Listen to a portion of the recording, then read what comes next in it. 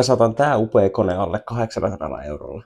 Koneen loppusummaksi tuli 789 €, ja mä käytin tässä uusia sekä käytettyjä osia. Emolevy mitä käytin oli MSI Pro A620ME. Koneen aivoina toimii Ryzen 5 7500F. Muistia tässä on yhteensä 32 gigaa. Laitoin tähän myös 2 terän SSDn. Koteloksi valikoitui Amazonista tilattu Kediersin valkoinen MATX-koppa. Lisäsin tähän vielä ulkonäköä parantamaan valkoiset virtalähteen jatkokaapelit ja käytin tässä Corsair VS650 virtalähdettä. Prosessoria jäähdyttämään mä hommasin tämmösen Thermalrightin 240 millin AIOn, josta löytyy LCD-näyttö. Ja mä tiedän, että toi prosessori olisi hyvin pärjännyt ihan jollain ilmajäähdyttimelläkin. Näyttyksenä tässä on RTX 4060.